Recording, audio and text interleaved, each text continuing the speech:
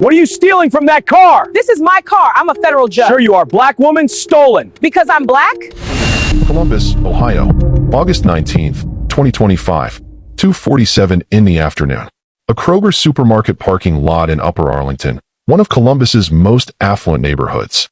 Saturday shoppers loading groceries. SUVs pulling in and out of spaces. The sound of shopping carts rattling across asphalt. Federal Judge Sarah Lawson had just finished her weekly grocery run.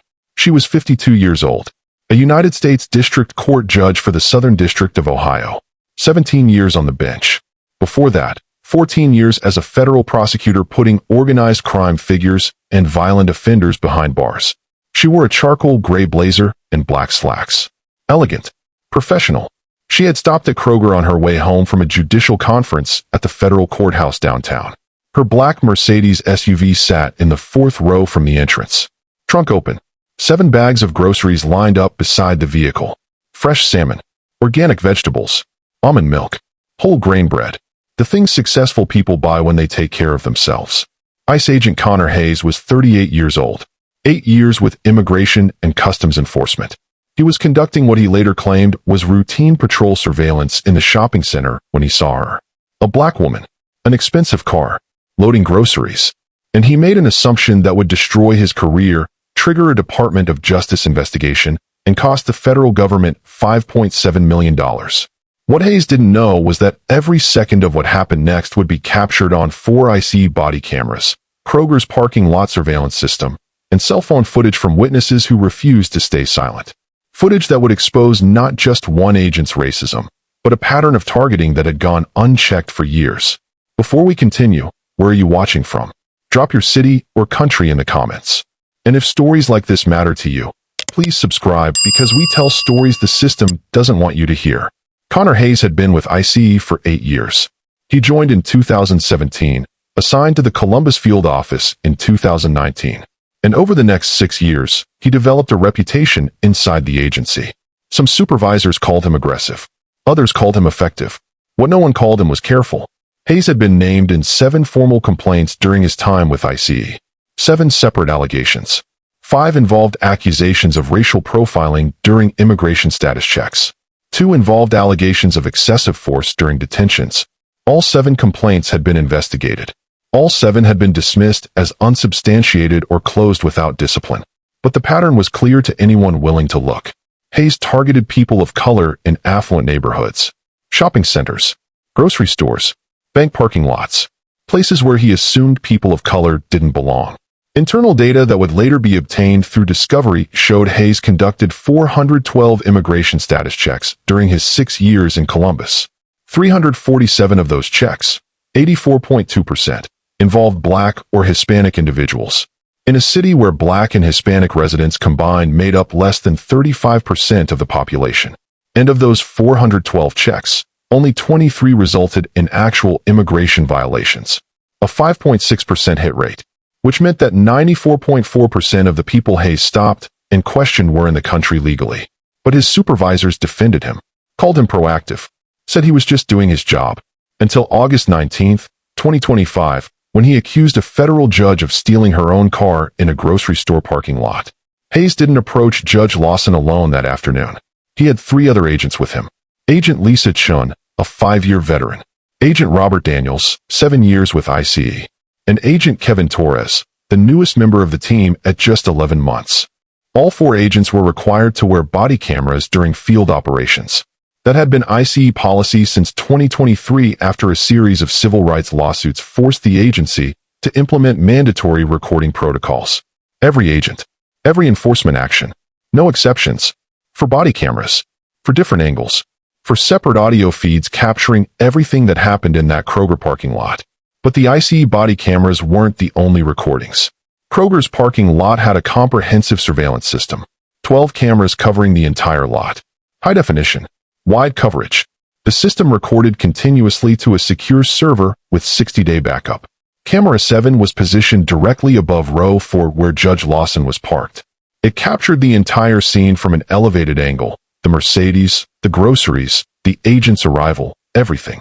What none of the agents understood that afternoon was that those cameras, combined with cell phone footage from shocked witnesses, would create an airtight record of what federal prosecutors would later describe as one of the most egregious examples of racial profiling in modern law enforcement. It was 2:47 in the afternoon when the 4 ICE agents pulled into the Kroger parking lot in an unmarked black SUV. Kroger surveillance camera 7 captured their arrival. The vehicle entered from the north entrance, drove slowly down row 4, and stopped 3 spaces behind Judge Lawson's Mercedes. All 4 agents stepped out. Hayes in front, Chun and Daniels flanking him, Torres slightly behind. All 4 wearing tactical vests with Police ICE in yellow letters across the front and back. Hayes's body camera recorded his approach toward Judge Lawson. She had her back to him, focused on loading a bag of groceries into her trunk. She was wearing her blazer, her hair pulled back in a professional bun, one hand holding a bag, the other reaching into her shopping cart. Normal. Innocent. Saturday afternoon errands. What are you stealing from that car? Hayes's voice cut across the parking lot. Loud. Aggressive. Immediate accusation. Judge Lawson turned around. Camera 7 captured her face. Confusion, then shock, then controlled anger. "Excuse me," she said. Her voice was calm but firm. The voice of someone used to being in control. Hayes walked closer. His body camera recorded the distance closing between them, 15 feet, then 10, then 5. Chen's body camera, positioned to his left, captured Judge Lawson from a side angle. Her body language defensive but composed, her hand still holding the grocery bag. "This is my car," Judge Lawson said. She gestured toward the Mercedes. "I'm a federal judge." "Sure you are," Hayes cut her off. His tone was dismissive, mocking.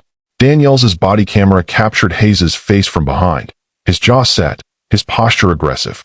"Black woman, nice car?" "Stolen." The words hung in the air.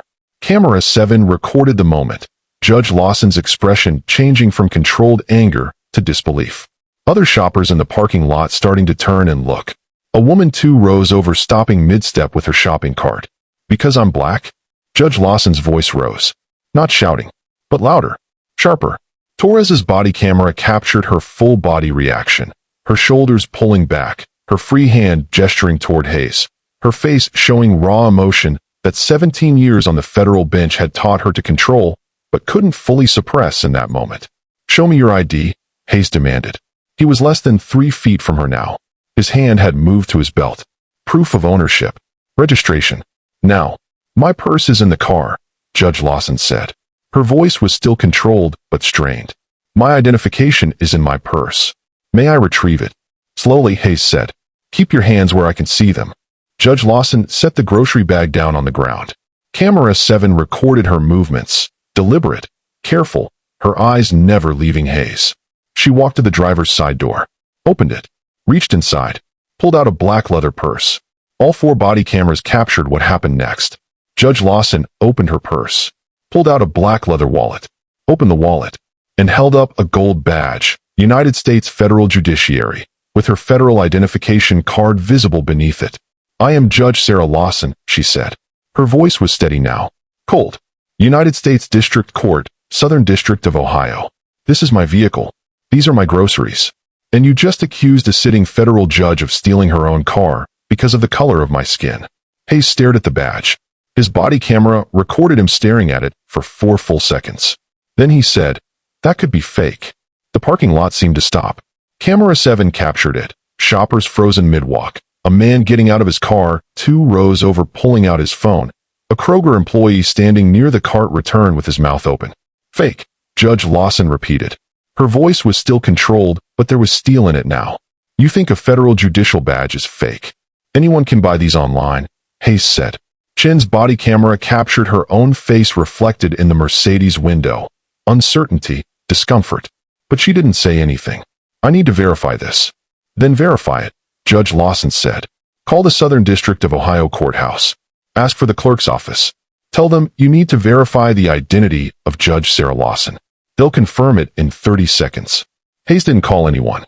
Instead, he turned to Daniels. "Run the plates." Daniels walked back to their vehicle. His body camera recorded him sitting in the passenger seat, typing on a laptop. The plates came back registered to Sarah M. Lawson. Columbus address. No warrants. No holds. Clean. Daniels walked back. Told Hayes quietly, but clearly captured on all 4 audio feeds. "It's registered to her." Sarah Lawson, Columbus address. Hayes turned back to Judge Lawson. She was still standing there holding her badge, her jaw tight, her eyes locked on his. Where are you from? Hayes asked. Columbus, Judge Lawson said. Where are your parents from? Columbus. Before that, Judge Lawson didn't answer immediately. Camera 7 recorded her expression, a flash of something between fury and resignation. Then she said, My parents are from Alabama. They moved here in 1965. I was born in Columbus in 1973. I grew up in Clintonville. I went to Ohio State. I went to Harvard Law School. I clerked for a federal judge. I spent 14 years as a federal prosecutor. And I have been a federal district court judge for 17 years. Is there anything else you need to know, Agent? Hayes, he said. Agent Hayes, she repeated. Camera 7 captured her memorizing his face. I will remember that name. By this point, a crowd had gathered. Camera 7 showed at least 12 people watching from various points in the parking lot. 5 of them were recording on their phones. Torres's body camera captured them. A white woman in her 60s holding her phone up, a black man in his 30s filming from beside his truck, a young Hispanic couple recording together. Ma'am, you're free to go, Hayes said finally. Judge Lawson stared at him. That's it. I'm free to go. Yes. No apology? Hayes said nothing. No acknowledgement that you racially profiled a federal judge in a grocery store parking lot. Still nothing. Judge Lawson put her badge back in her wallet, put her wallet back in her purse. Then she looked directly at Hayes. All 4 body cameras captured it, the intensity of her stare, and said, You just made the biggest mistake of your career. She loaded the rest of her groceries in silence. All 4 agents stood there watching, not helping, not apologizing, just watching. When she finished, she closed her trunk, got in her car, and drove away. Chen's body camera captured Hayes watching the Mercedes leave the parking lot. Then he turned to the other agents and said, captured clearly on all 4 audio feeds, she's bluffing. Federal judges don't shop at Kroger. Should federal agents be able to accuse people of crimes without any evidence? Comment your thoughts below, because what Judge Lawson did next would change everything. Sarah Lawson was not just any federal judge. She was one of the most respected jurists in the country. She was born in Columbus, Ohio in 1973. Her parents, James and Dorothy Lawson, had moved to Columbus from Montgomery, Alabama in 1965, part of the Great Migration of black families seeking better opportunities in the North. James worked for the post office for 38 years. Dorothy taught elementary school for 33 years. They raised Sarah in Clintonville, a middle-class neighborhood in North Columbus. She attended public schools. She was valedictorian of her high school class. She went to Ohio State University on a full academic scholarship and graduated summa cum laude with a degree in political science. Then she went to Harvard Law School. At Harvard, she was on the law review. She graduated in the top 5% of her class. She clerked for a federal judge in the 6th Circuit Court of Appeals. Then she joined the U.S. Attorney's Office for the Southern District of Ohio as a federal prosecutor. She spent 14 years prosecuting federal crimes, organized crime, drug trafficking, public corruption, white-collar fraud. She tried 83 cases. She won 79, a 95% conviction rate. She sent gang leaders to prison, corrupt politicians, corporate executives who defrauded investors. In 2008, she was nominated by President George W. Bush to serve as a United States District Court judge for the Southern District of Ohio. She was confirmed by the Senate unanimously, 98-0. Republicans and Democrats both recognized her brilliance, her fairness, and her integrity. By 2025, Judge Lawson had 17 years on the bench. She had presided over more than 2,400 cases, criminal trials, civil trials, complex federal litigation. She had written over 300 published opinions. Her rulings had been appealed to the 6th Circuit 47 times. Only 3 of her rulings had been reversed, a 93.6% affirmation rate. She had been named Ohio Judge of the Year in 2019. She served on the Judicial Conference Committee on Criminal Law. She taught trial advocacy at Ohio State Law School as an adjunct professor. She mentored young lawyers and law students, especially women and people of color entering the legal profession. She earned $223,400 per year as a federal judge, less than she could have made in private practice, but she chose public service. She owned her home in Upper Arlington. She was married to a cardiologist. They had 2 children, both in college, one at Stanford, one at Yale. She had never had a single ethics complaint filed against her. Not one disciplinary action. Her temperament was known throughout the legal community. Firm but fair, brilliant but humble, demanding but respectful. And on August 19, 2025, while loading groceries into her own car in her own neighborhood on a Saturday afternoon, an IC agent with 8 years of experience accused her of stealing her own vehicle, refused to believe her federal judicial credentials were real, and racially profiled her in front of a dozen witnesses. Because Sarah Lawson was a black woman driving a Mercedes in an affluent neighborhood, that was enough for Connor Hayes to assume she was a criminal. Judge Lawson drove home. She carried her groceries inside. She put them away. Then she sat down at her kitchen table and made 3 phone calls. The first call was to her husband, Dr. Michael Lawson. She told him what happened. He listened in silence. Then he said, "What do you need me to do?" "I need you to support me," she said, "because this is going to get ugly." The second call was to Chief Judge Amanda Reynolds, the Chief Judge of the Southern District of Ohio. She explained what happened in the Kroger parking lot. Chief Judge Reynolds listened. Then she said 3 words, "We fight this." Within 20 minutes, Chief Judge Reynolds had contacted the Administrative Office of the U.S. Courts in Washington, D.C. Within an hour, the director of the Administrative Office had notified the Department of Justice. By 5 p.m., the Department of Justice Office of Inspector General had opened an investigation into IC agent Connor Hayes. The third call Judge Lawson made was to her former colleague, Daniel Martinez, a civil rights attorney who had left the U.S. Attorney's Office 5 years earlier to start his own practice focusing on police misconduct cases. "Danny," she said when he answered. "It's Sarah. I need your help." "Anything," he said. "I was racially profiled by an IC agent this afternoon," she said, "in a Kroger parking lot, while loading my groceries. He accused me of stealing my own car. He refused to believe my federal judicial credentials were real. He interrogated me about where my parents are from. And it was all captured on camera." There was a long silence. Then Martinez said, "I'm taking the case.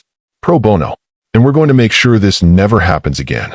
The Kroger surveillance footage leaked on August 21, 2025, 2 days after the incident. A Kroger employee, who would never be officially identified, sent the footage to a local Columbus news station. The station verified Judge Lawson's identity, reached out to her for comment, and when she confirmed the incident had occurred, they aired the footage that same evening. It went viral within hours. The clip of Hayes saying, "Sure you are. Black woman, nice car. Stolen," was shared millions of times on social media. The hashtag Justice for Judge Lawson trended nationally for 6 days straight. The video was played on every major news network: CNN, MSNBC, Fox News, ABC, NBC, CBS. Legal organizations exploded with outrage.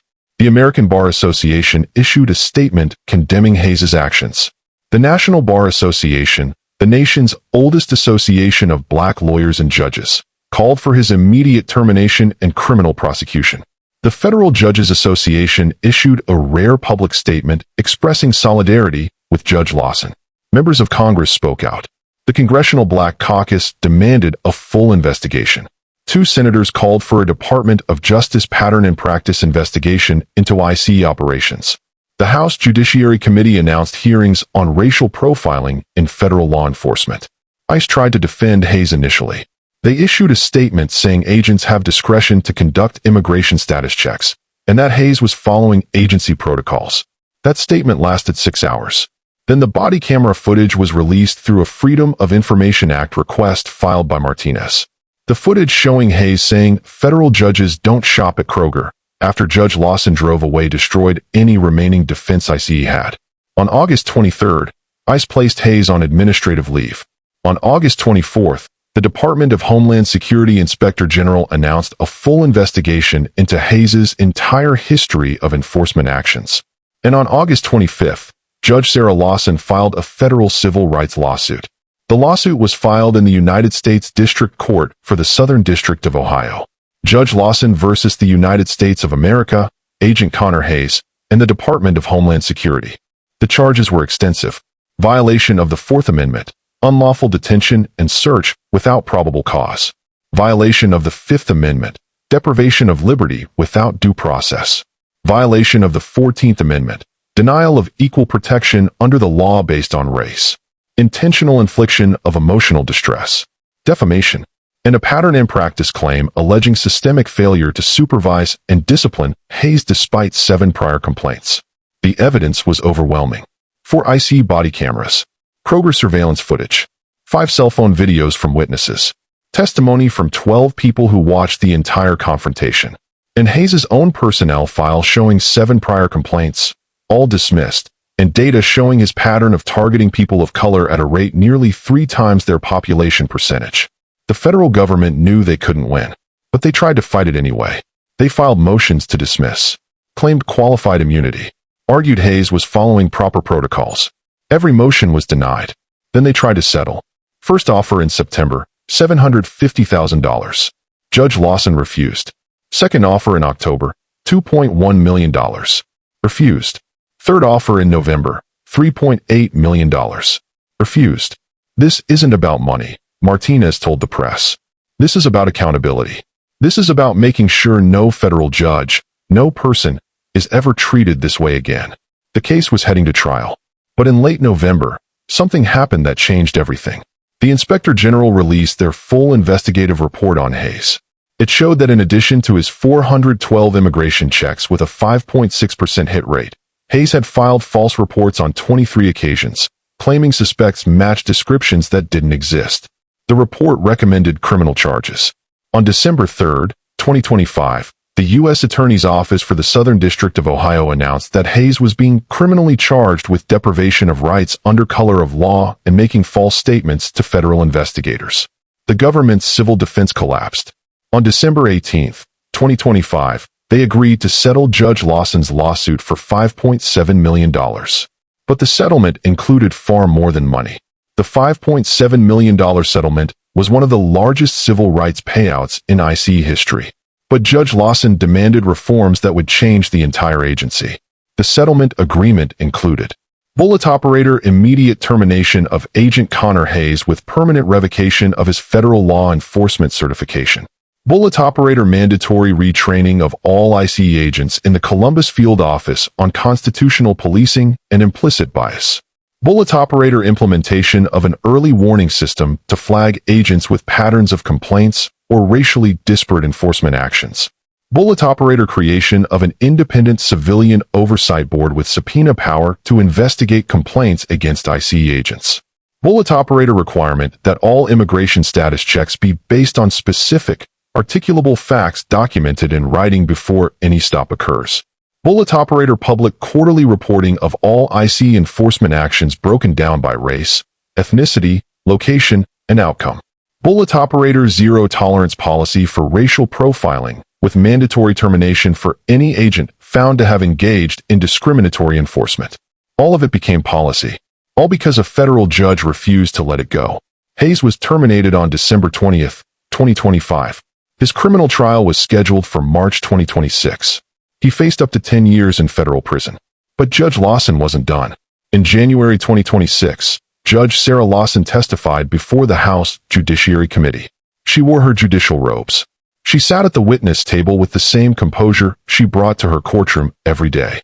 And she told her story to Congress and to the nation. "I am a federal judge," she began. "I have spent my entire adult life serving the law. I have presided over thousands of cases. I have sent people to prison and I have set people free.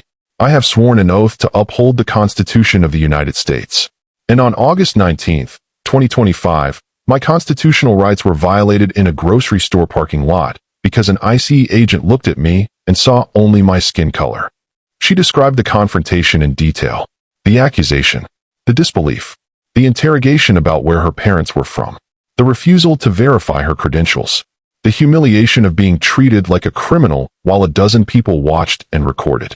"If this can happen to a federal judge," she said, "imagine what happens every single day to people who don't have a badge, who don't have a law degree, who don't have 17 years of judicial experience to shield them.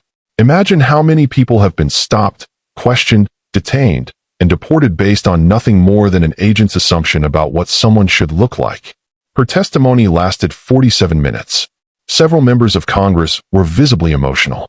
The footage of her testimony was played on every major news network that night. 3 weeks later, the Department of Homeland Security announced sweeping reforms to IC enforcement operations nationwide, incorporating many of the requirements from Judge Lawson's settlement. The case of Judge Sarah Lawson changed federal law enforcement. Within 6 months, 12 other federal agencies adopted similar oversight and accountability measures. The FBI, DEA, ATF, U.S. Marshals Service, all implemented new policies on racial profiling and mandatory documentation of enforcement actions. The case became required training at every federal law enforcement academy in the country. The Kroger parking lot footage is shown to every new agent as an example of what not to do, as a warning about the consequences of assumptions, as a reminder that badges don't give anyone the right to violate someone's dignity. Judge Lawson continued to serve on the federal bench. She continued to mentor young lawyers. She continued to live in Upper Arlington and shop at that same Kroger, though now she was recognized by the staff who apologized repeatedly for what happened in their parking lot. She donated the entire $5.7 million settlement to a legal defense fund she created to provide free representation to people targeted by immigration enforcement. In its first year, the fund helped 127 people fight wrongful detentions. Connor Hayes was convicted on both criminal counts in April 2026. He was sentenced to 18 months in federal prison. When he was released, he would never be able to work in law enforcement again. But the real legacy wasn't the settlement or the conviction or the reforms. The real legacy was the conversation the case forced America to have about who gets to be seen as belonging, about who gets questioned and who doesn't, about who has to prove their right to exist in affluent neighborhoods, nice cars, expensive stores, about who gets to just be. Judge Sarah Lawson is still loading her groceries at Kroger, still driving her Mercedes, still living in Upper Arlington, still serving on the federal bench with the same integrity and brilliance she's brought to the law for over 30 years. But now, every time she loads groceries, she's aware, recording on her phone, watching for anyone who might look at her and make assumptions. Because if it can happen to a federal judge with 17 years on the bench, Harvard law degree, and a lifetime of public service, it can happen to anyone. Connor Hayes destroyed his career the moment he looked at Judge Sarah Lawson and assumed she was stealing a car because of the color of her skin. He saw a black woman in an affluent neighborhood, and his first assumption was crime. And that assumption cost him everything. If you believe that no one, not even a federal judge, should be treated as a criminal for loading groceries while black, hit that subscribe button right now. Share this story. Let people know what happened. And we'll see you tomorrow with another story that the system doesn't want you to hear. Thanks for watching.